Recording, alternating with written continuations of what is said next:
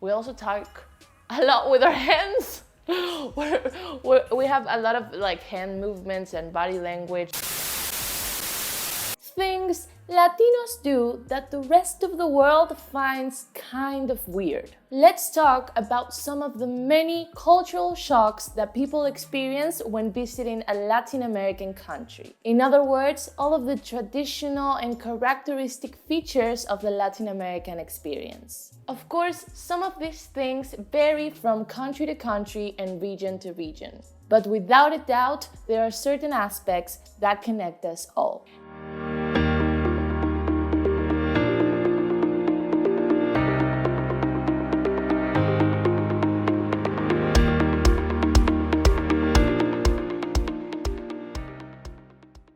Number 1, Spanish nicknames, especially Spanish nicknames that have absolutely nothing to do with the actual name. I've recently discovered that we have this kind of obsession with CH in nicknames, so we just bring in that ch sound to everything. For example, Francisco, Pancho. Also, Pancho means hot dog in Argentina, so no Francisco is actually using that nickname. You know what? Because it's an insult to... And now leave that to your imagination. You know what? My grandpa actually, his nickname was Pancho, but his name wasn't Francisco. His name was Eladio. That's a weird name. Have you ever heard that name? Yeah, of course. Mercedes, Mechi. This one may be one of my favorites. Ramon, Moncho. Or Monchi. Or Monchi. Monchi. I love Monchi. Some people have called me Moichi. Moichi. Some people have called me Valenchu. You know, it's just a ch sound. Then we have Juan, Juancho. Or Juanchi. Or Juanchi. This is my favorite. Jose Maria, Chema. How did Jose Maria become Chema? And probably the most common of them all is Nacho for Ignacio. Also, the fact that most nicknames in Spanish have nothing to do with the name and everything to do with one situation that you just can't live down, you know? And also, insults in disguise are very common as nicknames. For example, in my family, they used to call me Pimpollo de Cardo. What is pimpollo in English? A bloom? It's this thing. It's a thistle. Thistle flower?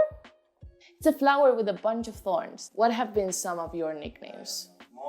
Moi. Borracho. For example, a nickname you can live down. Number 2, we start drinking coffee or caffeinated beverages and alcohol from a very young age. Now, not like we're drinking beer and whatever since we're 5 years old, but like it's a progression. You know. For example, in Argentina, this is very common for kids to have vino tinto con soda. Más soda que vino tinto when they're kids, you know? I remember me being like 5 years old and drinking black coffee. I don't know how great an idea it is to give like already very, you know, hyperactive 7-year-old, 8-year-old kids coffee. But we turned out okay, right? Yeah, but not a good idea.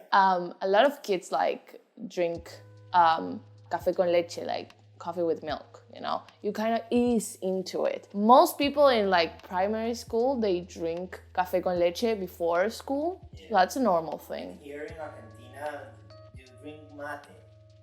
Ah, mate. It's True. the same, if No. not worse What?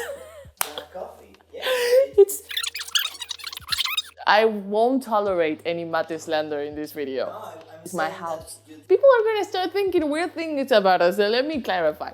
Mate is a tea-like beverage. It's just like herbal, nice, good things for your body. Mate is caffeine. Anda, me haces un mate. The mate in question. The name of like the teapot is mate. Like the artifact is called mate. And this is called yerba. Mate con palo. Ay, qué rico. So you gotta take out the dust. Se puede tomar dulce, se puede tomar amargo. No, voy a tomar amargo, creciendo? No, me cae mal. Estamos madurando. Me cae mal, me cae mal. ¿Te cae mal el dulce? Sí. You know what?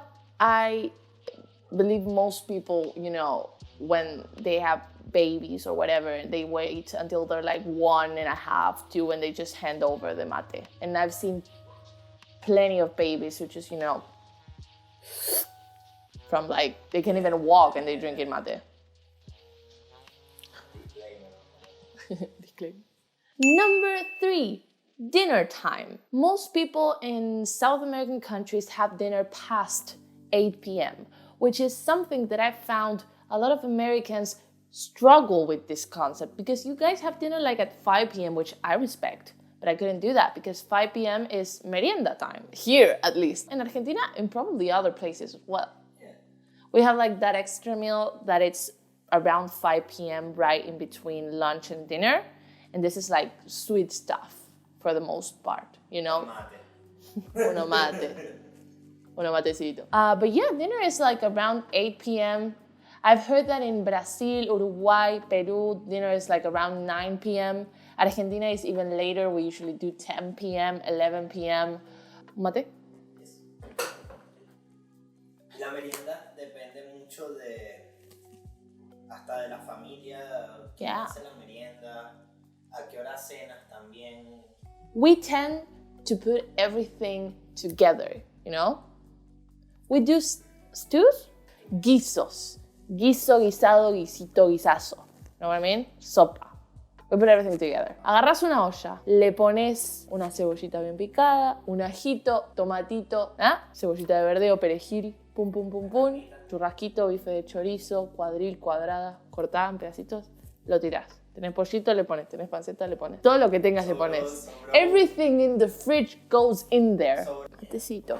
The national dish of Venezuela is pabellón criollo. Pabellón criollo. Desmechada is like such a tough verb. Arroz, plátano maduro frito y porotos negros. Correcto. Todo en el mismo plato. Okay. Number 4, I believe. 4? 5? 4. Number 4. Number 5. Choose whatever you want. Number 4. Latin Americans are very touchy. We're very touchy. You meet someone, the first thing you do, mwah. But not any. We hug. Very You're very touchy, huggy. We express ourselves with our body. You know, I remember when a few years back I went to London. I stayed with a very British family in Wimbledon, and everybody warned me, like, people who have been there before, like, try to understand this is not Latin America, this is not Argentina. People may not be as touchy or as, you know, comfortable the first time you meet them. You know, you have to give them time. So I go to meet the people I'm gonna be staying with for the next month. They pull out their hand. It was a woman. She pulls out her hand. The first thing I do is grab her hand, bring her in, hug, kiss on the cheek. She was like, okay. We're very warm. People. Some people. Let's not put everybody in the same bag. Like the stereotype, like the media. There are people who are not touchy or huggy or whatever in Latin American countries. No. We know how to, you know, behave in certain situations. Certain situations, but if I know you in a party, I will hug you. Si no hace ruido, no está bueno. Okay, and now for number 5 and the last one, we're gonna talk about something that apparently Moy had no idea existed. This is ojeo and empacho. Ojeo y empacho, you only say it here in Argentina? Maybe. Mal de ojo. Latin American people have one thing in common no matter where you're at or where you're from, and that's that we're very superstitious. Yes. As a general rule. These are the signs of ojeo or mal de ojo. And let's see if you've experienced this before. Very strong headache. Usually it's the giveaway. Also, if the tips of your ears get red. And this happens when people, strangers, whoever, either look at you too much or they look at you with bad energy or bad intentions. Usually envious. El empacho is something similar to el ojeo, but this is when you eat a lot, like, you know, after the holiday season. Again, only some people can heal el empacho, and this is usually older people, you know, like my tia abuela, who is like 90, probably something right now, she still cures empacho. They just do this hand movement a lot, and suddenly you're good. Okay guys, so these are just some of the many things that Latin American people do that the rest of the world find kind of weird. But I think they're very fun and they're very characteristic. So anything you want to know, leave a comment down below, and if it's within my possibilities, and if not, we'll do some research, we'll answer them in another video. Thank you so much for watching. I hope you enjoyed it. If you did, make sure to give this video a thumbs up and share it with your friends. And don't forget to subscribe to our YouTube channel so you don't miss any of our content. Nos vemos! Mwah.